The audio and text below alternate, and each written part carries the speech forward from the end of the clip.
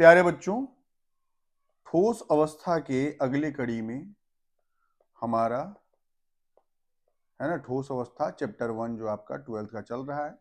इसके अगले कड़ी में हमारा टॉपिक है चुंबकीय गुणधर्म। ठीक है, मैग्नेटिक प्रॉपर्टीज। आज इसी को पढ़ने वाले हैं। ठीक है, ये आपका समझिए चैप्टर का लास्ट लेक्चर है। लास्ट लेक्चर, ठीक है, ये आपके चैप्टर का लास्ट लेक्चर है जिसको आज हम लोग करने जा रहे हैं। अब जो है इसमें आपको समझना है एक चीज कि जब हम चुंबकीय गुण की बात कर रहे हैं तो चुंबकीय गुण क्या होता है। देखिए, हम सभी जानते हैं कि बचपन से ये पढ़ते आए हैं कि ऐसा एक गोल टाइप सा चुंबक हुआ करता था। उसके अगल बगल लोहे का कील वगैरह ले जाते थे तो उस लोहे के कील को अपनी ओर खींच लिया करता था। ठीक है, तो ये जो है ये चुंबक के द्वारा इस लोहे के कील को अपनी ओर खींचने की जो क्षमता है यही है चुंबकीय गुण। क्लियर है? किसी एक पदार्थ के द्वारा दूसरे किसी पदार्थ को अपनी ओर खींचने की जो क्षमता है इसी को हम लोग कहते हैं चुंबकीय गुणधर्म। और कुछ नहीं है, ये क्या है? यही है आपका चुंबकीय गुणधर्म। क्लियर होगी बात? इसी को चुंबकीय गुणधर्म कहते हैं। अब आप समझना कि ये चुंबकीय गुणधर्म जो है वो किन किन बातों पर निर्भर करता है। हम कैसे पता करेंगे कि कोई भी पदार्थ चुंबकीय है या चुंबकीय नहीं है? जैसे हम लोहे को ले गए तो चुंबक खींच लिया, लेकिन लकड़ी को ले गए तो नहीं खींच पाया, है ना। आप स्टील वाले बर्तन को ले जाइए, नहीं खींचेगा, एल्युमिनियम को नहीं खींच पाएगा। तो कारण क्या होता है कि ये कुछ चीजों को अपनी ओर खींचता है, कुछ चीजों को नहीं खींच पाता। ये चुंबकीय गुण आखिर पदार्थ के अंदर आता कहां से है, इस चीज को समझने का जरूरत है। तो देखिए, आपको हम समझाते हैं। चुंबकीय गुण का हम आपको मोटा मोटी बात समझाएंगे, बाकी आप बहुत बढ़िया से डिटेल करके जो आपको पढ़ना है वो आप पढ़ोगे फिजिक्स के अंदर है। फिलहाल आप देख लो कि हम लोग कैसे पढ़ने वाले हैं। ये आपके सामने जो है पूरा कहानी, ठीक है, ये पूरा। और लास्ट में जो है हम लोग इस पर आधारित 10 MCQ भी करेंगे। तो ऐसे ही पूरा डिटेल करके हम लोग पढ़ेंगे। और आइए कहानी का शुरुआत करें। देखिए, हर पदार्थ इस ब्रह्मांड में जिसको आप पदार्थ कहते हो उन सभी पदार्थों का निर्माण परमाणुओं से होता है। और परमाणुओं के अंदर में जो आवेशित कण होता है, आवेशित कण होता है ना, जो आवेशित कण है वो आपका कौन सा है? तो वो होता है इलेक्ट्रॉन।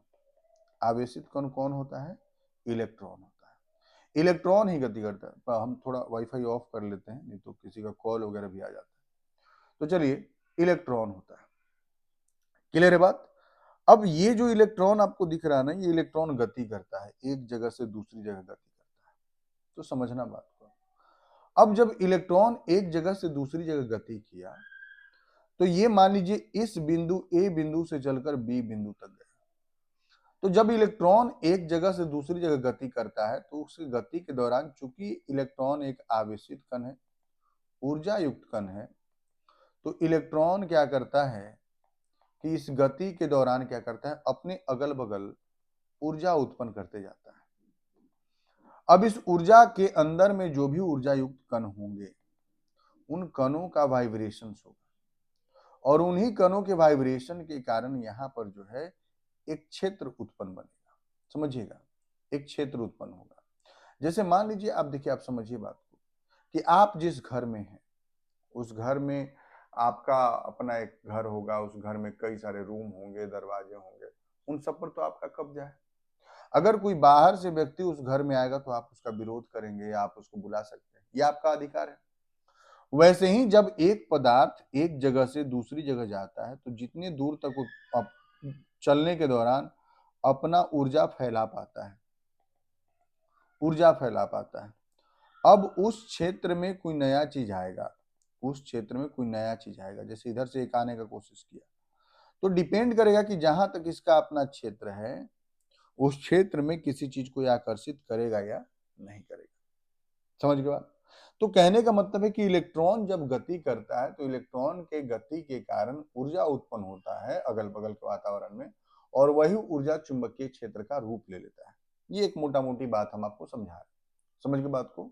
इलेक्ट्रॉन के गति के कारण ऊर्जा उत्पन्न होता है उसके अगल बगल के क्षेत्र में, और वही ऊर्जा उसके विद्युत क्षेत्र का रूप ले लेता है। यानी जब कोई पदार्थ उसमें कोई आएगा तो उसको स्वीकारेगा या उसको अपने से दूर भगा देगा, तो इसको विद्युत क्षेत्र कह देंगे, या फिर उसी को हम लोग बाद में चुंबकीय क्षेत्र नाम दे देते हैं, क्योंकि बिना विद्युत क्षेत्र के चुंबकीय क्षेत्र उत्पन्न होने की संभावना नहीं है। तो वो चुंबकीय क्षेत्र बन जाता है। अब समझना ना, ये जब चुंबकीय क्षेत्र बन चुका, इसमें कोई नया आएगा तो उसका ये विरोध कर सकता है या उसको भगा सकता है। ठीक है, ये चुंबकीय क्षेत्र का कहानी रहा। अब हम कहेंगे किसको कि कौन चुंबकीय है कौन अचुंबकीय, हम इसका पहचान आखिर करेंगे तो करेंगे कैसे? तो इसका पहचान करने के लिए देखिए आपको हम समझाते हैं कि परमाणु के कक्षकों में 2 इलेक्ट्रॉन होते हैं। मान लो ये एक कक्षक है, इसमें 2 इलेक्ट्रॉन होंगे, एक ऐसे इस दिशा में जिसको घड़ी की सुई की दिशा कहेंगे, और एक उसके विपरीत दिशा में जिसको घड़ी के सुई के विपरीत दिशा में। यानी परमाणु के एक कक्षक में 2 इलेक्ट्रॉन होते हैं। तो सुनिएगा, जब 2 इलेक्ट्रॉन हैं तो देखिए ये गति कैसे करेंगे। ये दोनों इलेक्ट्रॉनों का जो गति करने का तरीका होगा, वो एक इलेक्ट्रॉन जो है मान लो कि ऐसे घूम रहा है, ऐसे घूम रहा है, तो ये अपना क्षेत्र इधर से ऐसे उत्पन्न कर रहा हो, इस दिशा में, इस दिशा में उत्पन्न कर रहा है। और जो इलेक्ट्रॉन ब्लैक वाला है वो इसके जस्ट विपरीत घूम रहा है, इसी जगह से, इसी जगह से ऐसे। अब ये इधर से उत्पन्न कर रहा है। तो जब दोनों एक दूसरे के अगल बगल से गुजरेंगे तो एक दूसरे के क्षेत्र पर निगेटिव इफेक्ट डालेंगे। समझिएगा बात, जब दोनों एक दूसरे के क्षेत्र से गुजरेंगे, ब्लू वाला जब ऐसे गुजरेगा, रेड ब्लैक वाला ऐसे गुजरेगा, तो दोनों एक दूसरे के विपरीत में, एक दूसरे के विपरीत क्षेत्र में, विपरीत दिशा में ऊर्जा उत्पन्न करेंगे। आपके घर में आप हैं और आपका भाई है, 2 जन है, तो दोनों की मर्जी चलेगी। अब दोनों एक दूसरे के विरोध में हो जाएंगे तो क्या किसी का काम हो पाएगा? नहीं हो पाएगा। वैसे ही जब इलेक्ट्रॉन एक दूसरे की विपरीत दिशा में गति कर रहा, तो एक दूसरे के विपरीत दिशा में आवेश भी उत्पन्न कर रहा, ऊर्जा भी उत्पन्न कर रहा, और इसी कारण से दोनों एक दूसरे का विरोध करके टोटल जो यहाँ का क्षेत्र होता है वो खत्म हो जाता है। यानी जब 2 लोग लड़ गए तो न उसका रहा न उसका रहा, संपत्ति सरकार का हो गया। समझ की बात को, दोनों में से किसी का नहीं रहा, उदासीन हो गया वो। वही बात यहाँ है कि दोनों इलेक्ट्रॉन एक दूसरे के विपरीत दिशा में गति करते हैं, तो एक दूसरे से जो विद्युत क्षेत्र उत्पन्न करते हैं एक दूसरे की विपरीत दिशा में, दोनों एक दूसरे को कैंसिल कर देते हैं, और कैंसिल करने के कारण वहां पर विद्युत क्षेत्र या फिर चुंबकीय क्षेत्र नहीं बच पाता, और कुल चुंबकत्व हो जाता है वहां पर 0। ठीक है, कुल चुंबकत्व 0। लेकिन यही अगर कोई अकेले इलेक्ट्रॉन है, समझिएगा बात, अगर कोई अकेले इलेक्ट्रॉन है, जैसे यहाँ अकेले, तो अब एक घर में मान लो एक लौता एक ही लड़का है, समझ रहे बात को, एक ही लड़का है, एक ही आदमी है, एक ही लड़की, तो पूरा का पूरा साम्राज्य उसी का, जिस भी दिशा में उत्पन्न करेगा विद्युत क्षेत्र उसका अपना उत्पन्न होगा, और उसमें कोई आएगा नहीं आएगा उसका विरोध करने का अधिकार जो है उसी एक के पास होगा। समझ गए बात को। तो जब कक्षक में कोई अकेला इलेक्ट्रॉन होगा तो उसके अंदर स्थिरता होगा, और इस कारण से स्थिरता नहीं मतलब उसके अंदर इस मामले में स्थिरता होगा कि उसका अपना क्षेत्र होगा, उसका विरोध करने वाला कोई नहीं, तो उस क्षेत्र में अब कोई आएगा नहीं आएगा इसका निर्धारण यही अकेले करेगा। तो यहाँ पर विद्युत क्षेत्र उत्पन्न होगा। यानी जब कक्षक में अकेले इलेक्ट्रॉन हो, और अकेले इलेक्ट्रॉन को हम लोग कहते हैं अयुग्मित इलेक्ट्रॉन। अयुग्मित इलेक्ट्रॉन इंग्लिश में लोन पेयर कहते हैं, सॉरी इसको लोन पेयर नहीं कहते हैं, अनपेयर्ड इलेक्ट्रॉन कहते हैं, अनपेयर्ड इलेक्ट्रॉन कहते हैं। समझ रहे हो बात को, अनपेयर्ड इलेक्ट्रॉन। तो जब किसी कक्षक में अकेले इलेक्ट्रॉन हो तो उसको अनपेयर्ड इलेक्ट्रॉन कहेंगे, अयुग्मित इलेक्ट्रॉन। तो किसी भी परमाणु के किसी भी पदार्थ के लिए इस बात की आवश्यकता है कि उसके पास अयुग्मित इलेक्ट्रॉन हो। अगर अयुग्मित इलेक्ट्रॉन है तो वह चुंबकीय गुण प्रदर्शित करेगा, अयुग्मित इलेक्ट्रॉन नहीं रहेगा तो चुंबकीय गुण प्रदर्शित नहीं करेगा। कुल मिलाकर के यही बात रहा। क्लियर है? अब आइए आगे देखिए चुंबकत्व का उद्गम जो बोला जा रहा, सुनिए देखिए क्या कह रहा है ये। सभी पदार्थ के साथ कुछ चुंबकीय गुण संबंधित होते हैं। इन गुणों की उत्पत्ति इलेक्ट्रॉनों के कारण होती है। एक परमाणु में प्रत्येक इलेक्ट्रॉन एक सूक्ष्म चुंबक की तरह व्यवहार करता है। एक परमाणु में प्रत्येक इलेक्ट्रॉन एक सूक्ष्म चुंबक की तरह व्यवहार करता है, जैसा कि बोला जा रहा है। इसका चुंबकीय आघूर्ण दो प्रकार की गतियों पर निर्भर करता है। ठीक है, एक तो है कि इसकी नाभिक के चारों ओर कक्षीय गति और इसका अपने अक्ष पर चारों ओर चक्र। ठीक है, ये आपका कक्षीय गति हो गया और ये आपका स्पिन मोशन, यानी कि अब ये चुंबकीय आघूर्ण इलेक्ट्रॉन जो है, चुंबकीय आघूर्ण क्या है?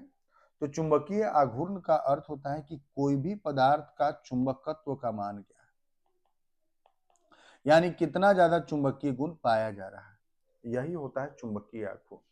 ठीक है, चुंबकीय आघूर्ण को निकालने के लिए एक सूत्र का यूज करते हैं। जैसा कि हम आपको बोले कि कोई भी पदार्थ में चुंबकीय गुण तब पाया जाएगा जब उसके पास अयुग्मित इलेक्ट्रॉन हो, अकेले कोई इलेक्ट्रॉन, तभी चुंबकीय गुण पाया जाएगा। समझ गए? और यह चुंबकीय गुण का मान कौन बताता है? तो चुंबकीय आघूर्ण। अयुग्मित इलेक्ट्रॉन का मान जितना ज्यादा, चुंबकीय आघूर्ण का मान उतना ज्यादा, और पदार्थ में चुंबकत्व उतना ही अधिक। आइए देखते हैं चुंबकीय आघूर्ण का मापन। तो चुंबकीय आघूर्ण का मापन के लिए फॉर्मूला क्या है? Mu equal to under root n गुने n plus 2 BM, Bohr magneton. BM का अर्थ होता है बोर मैग्नेट्रॉन। ठीक है, देखिए बोर मैग्नेट्रॉन चुंबकीय आघूर्ण का मात्रक। यहाँ एन क्या है? एन का अर्थ है अयुग्मित इलेक्ट्रॉन। अयुग्मित इलेक्ट्रॉन यानी एक परमाणु के अंदर में, एक पदार्थ के अंदर में जितने ज्यादा अयुग्मित इलेक्ट्रॉन होंगे, म्यू का मान यानी चुंबकीय आघूर्ण का मान, ये क्या दिखा रहा है? चुंबकीय आघूर्ण। चुंबकीय आघूर्ण का मान उतना ही ज्यादा होगा और चुंबकत्व उतना ही अधिक पाया जाएगा। इलेक्ट्रॉन एक आवेशित कण होने के कारण एवं इस प्रकार की गतियों के कारण एक छोटे विद्युत परिपथ के रूप में समझा जा सकता है, जिसमें चुंबकीय आघूर्ण पाया जाता है। इस चुंबकीय आघूर्ण का परिमाण बहुत कम होता है। इसे मापे जाने वाली इकाई को बोर मैग्नेट्रॉन कहा जाता है। जैसा कि हम आपको बताया कि किसी भी पदार्थ का चुंबकीय गुण क्या है, उसका मापन करने के लिए हम चुंबकीय आघूर्ण का यूज करेंगे, और चुंबकीय आघूर्ण को म्यू द्वारा सूचित किया जाता है। म्यू बराबर under root n into n plus 2 BM होता है, जिसको बोर मैग्नेट्रॉन कहते हैं। क्लियर होगी बात? अब आइए आगे चुंबकीय गुणों के आधार पर जब हम वर्गीकरण की बात कर रहे हैं तो 5 प्रकार टोटल है। ऐसे तो जनरली आप देखो तो 2 ही कह सकते हैं कि भाई मान लो ये चुंबक है, अब इस पदार्थ को चुंबक अपनी ओर खींचेगा या नहीं खींचेगा, यही पर नाप का पदार्थ होना चाहिए कि एक खींचा और एक को नहीं खींचा। लेकिन बताया गया है कि टोटल कितने प्रकार है? 5 प्रकार। आइए जानते हैं कि कैसे, किस आधार पर बोला गया। सबसे पहला प्रकार बोला गया है अणुचुंबकत्व, यानी अणुचुंबकीय पदार्थ। ठीक है, अणुचुंबकत्व का मतलब क्या है? इंग्लिश में पैरामैग्नेटिज्म, यह गुण है चुंबकीय गुण। इसको अणुचुंबकीय पदार्थ भी कह रहे हैं। इसका अर्थ क्या है? तो इसका अर्थ यह है कि वे पदार्थ जिनको चुंबकीय क्षेत्र में आकर्षित किया जाएगा। अणुचुंबकीय पदार्थ चुंबकीय क्षेत्र की ओर दुर्बल रूप से आकर्षित होते हैं। ये चुंबकीय क्षेत्र की दिशा में चुंबकित होते हैं। एक चुंबक के अगल बगल अगर इसको हम रखेंगे, इस पदार्थ को, तो चुंबक अपनी ओर इसको क्या करेगा? खींच लेगा। चुंबक अपनी ओर खींच लेगा। समझ के बात को? तो इसको, इस गुण को हम अणुचुंबकत्व कहते हैं, या इस पदार्थ को अणुचुंबकीय कहते हैं। अणुचुंबकत्व गुण होने के लिए किसी भी पदार्थ के अंदर में अयुग्मित इलेक्ट्रॉन होने चाहिए। अयुग्लित लिखा है या अयुग्मित भी लिखा जाता है। ठीक है, तो अयुग्मित इलेक्ट्रॉन होने चाहिए। जैसे यहाँ पर 2 अयुग्मित इलेक्ट्रॉन है तो हम बोले कि यह अणुचुंबकीय। चुंबकीय क्षेत्र की अनुपस्थिति में ये अपना चुंबकत्व खो देते हैं। समझ के बात को? अणुचुंबकीय पदार्थ जो है वो तभी तक चुंबकीय गुण प्रदर्शित करेंगे जब तक वो चुंबकीय क्षेत्र में है, यानी दूसरे पदार्थ दूसरे चुंबकीय पदार्थ के संपर्क में, इनका अपना चुंबकीय क्षेत्र नहीं होता है। अणुचुंबकत्व का कारण एक अथवा अधिक अयुग्लित या अयुग्मित इलेक्ट्रॉनों की उपस्थिति होती है। जैसे O2 CO2 plus Fe3 plus Cr3 plus. आप किसी में भी देखिए, जैसे Fe3 प्लस लिखा है ना, इसका हम इलेक्ट्रॉनिक विन्यास लिखकर दिखाते हैं आपको। Fe3 प्लस, आर्गन के पास टोटल 26 इलेक्ट्रॉन होते हैं, लेकिन देखिए 3 प्लस लग गया है तो 3 इलेक्ट्रॉन त्याग कर दिया। आर्गन का विन्यास होता है आर्गन 4s2 और 3d कितना 6, लेकिन देखिए 3 इलेक्ट्रॉन का त्याग करना है, तो 3 इलेक्ट्रॉन का जब त्याग करना है तो क्या हो जाएगा, यहां पर आ जाएगा 0 और यहां हो जाएगा 3d5। 4s में एक भी इलेक्ट्रॉन नहीं, लेकिन 3d में कितने इलेक्ट्रॉन, 5। 1 2 3 4 5 इलेक्ट्रॉन, समझ गए, 5 अयुग्मित इलेक्ट्रॉन। मामला समझ में आया। अब जब 5 अयुग्मित इलेक्ट्रॉन है तो ये पांचों जो है अनुचुंबकीय, अब इसको अनुचुंबकीय बना दें।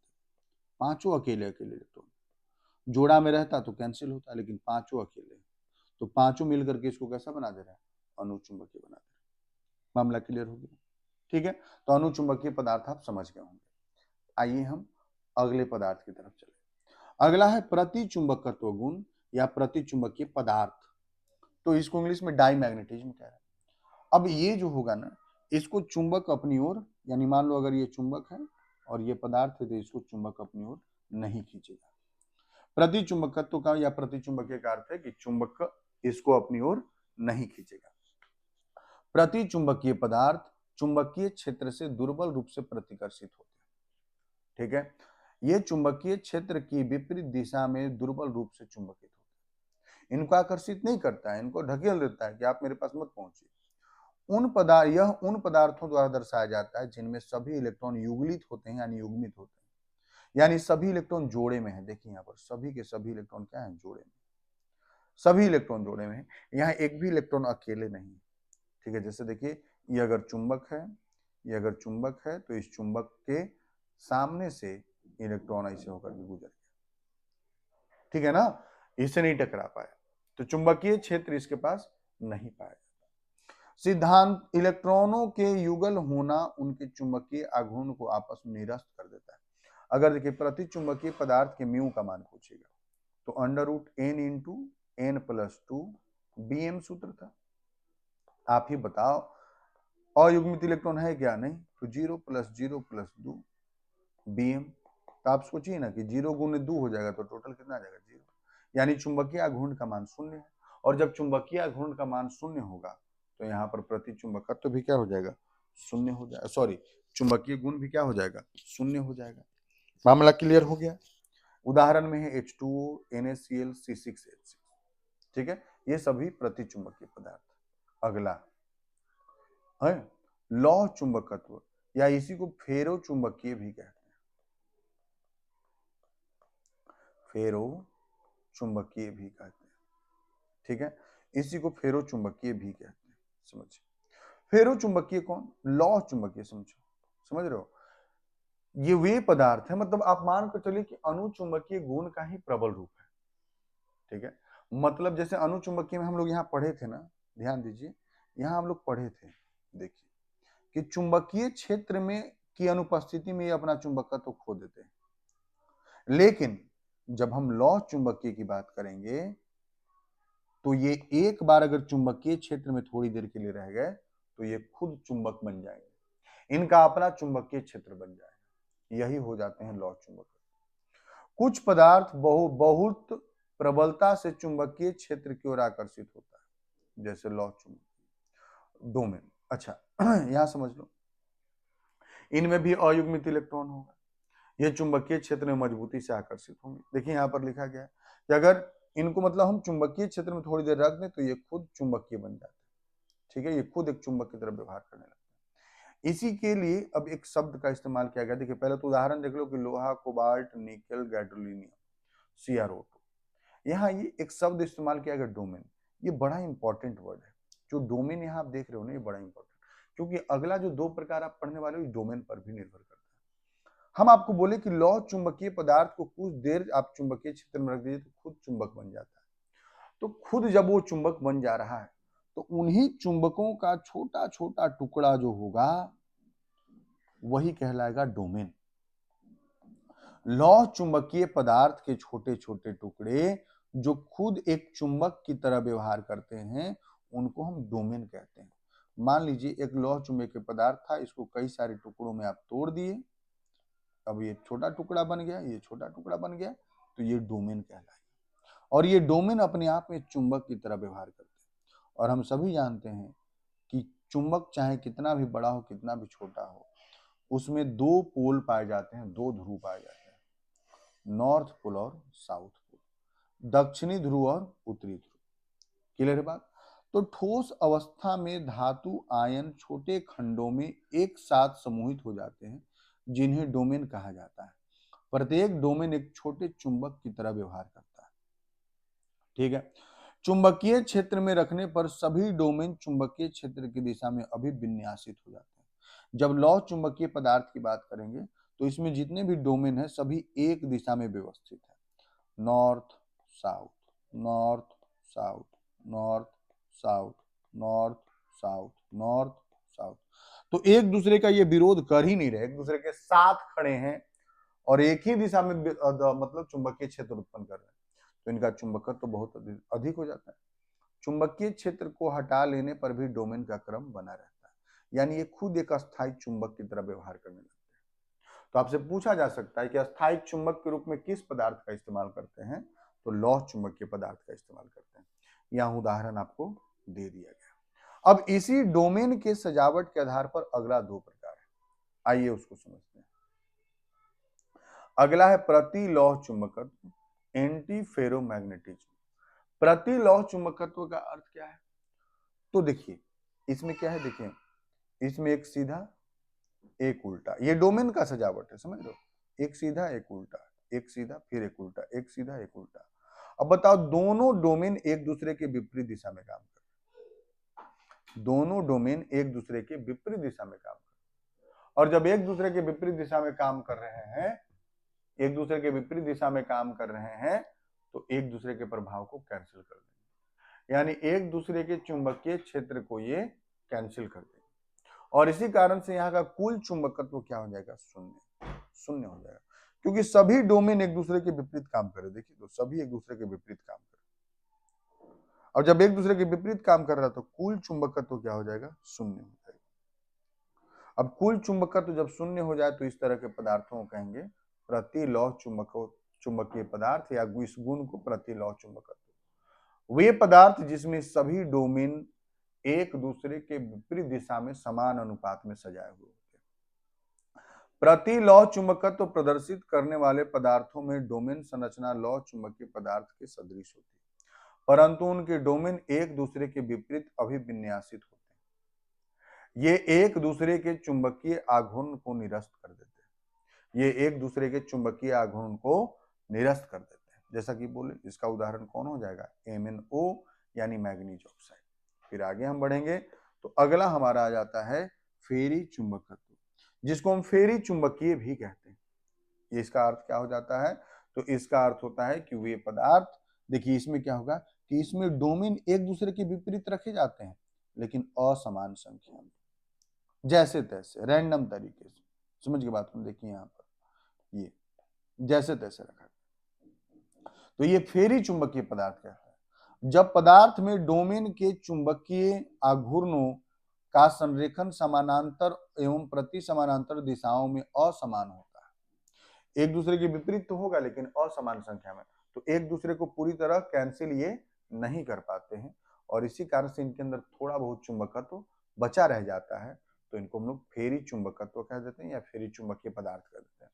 ये लौह चुंबकत्व की तुलना में चुंबकीय क्षेत्र द्वारा दुर्बल रूप से आकर्षित होते हैं।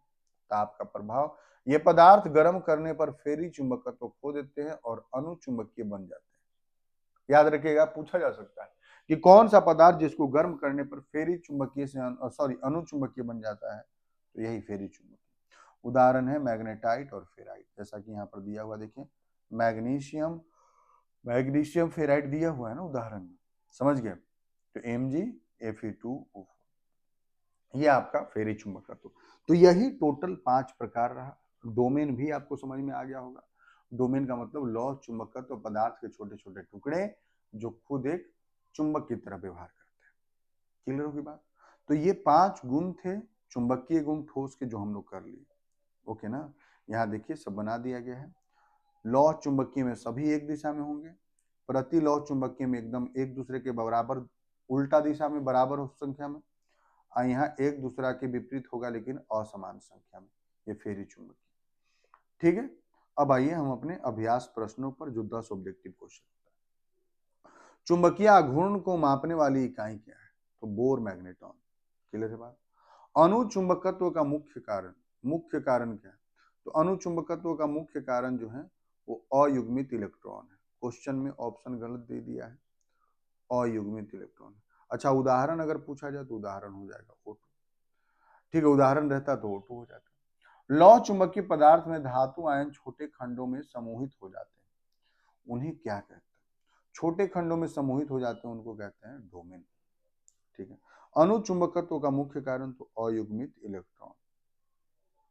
CrO2 किस प्रकार का पदार्थ है? तो CrO2 अभी जस्ट हम आपको बताए हैं। देखिए यहाँ मिलाने के लिए लगता दिया गया है, तो मिलाने के लिए मानिए Fe क्या हो गया? अनुचुंबकीय। O2 Fe अनुचुंबकीय। Fe जो है वो लौह चुंबकीय, समझिएगा, ये लौह चुंबकीय। NaCl जो है वो प्रति चुंबकीय, और CrO2 जो है वो प्रति लौह चुंबकीय। ठीक है, थोड़ा सा यहाँ उल्टा हमको लग रहा, प्रति लौह चुंबकीय दिया है ना, तो CrO2 इसमें नहीं आएगा, इसमें नहीं। ऊपर वाला बाकी आपको तीनों मिल रहा है। क्लियर होगी बात ना? ठीक है, ऊपर वाला बाकी तीनों सही है। अगले सवाल पर चलते हैं। प्रति लौह चुंबकत्व का उदाहरण। तो प्रति लौह चुंबकत्व कौन दिखाता है? MnO। किस पदार्थ में डोमेन एक दूसरे के विपरीत अभिविन्यासित होकर के चुंबकीय आघूर्ण को निरस्त कर देते हैं? तो प्रति लौह चुंबकीय। फेरी चुंबकीय पदार्थ को गर्म करने पर वह क्या बन जाता है? अनुचुंबकीय बन जाता है। एक माइक्रो बी यानी बोर मैग्नेटॉन का मान क्या है? ये आपको हम बता चुके हैं, आपका लिखा हुआ था। अब जाकर के वहां पर पहले पेज में ही, पहले स्लाइड में ही लिखा हुआ, आप जाकर कर आप देख लो। Fe3O4 किस श्रेणी का उदाहरण है?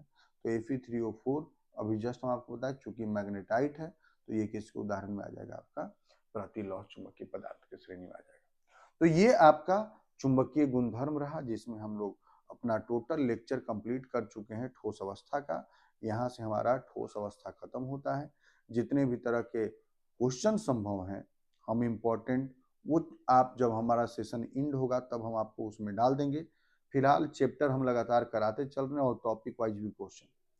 अब अगला जो वीडियो आएगा उस वीडियो में हम लोग क्या करेंगे कि उसमें हम लोग विलियन शुरू करेंगे, नए चैप्टर की शुरुआत करेंगे, विलियन, इंग्लिश में सॉल्यूशन। तो चैप्टर 2 का शुरुआत हो जाएगा अगले दिन से।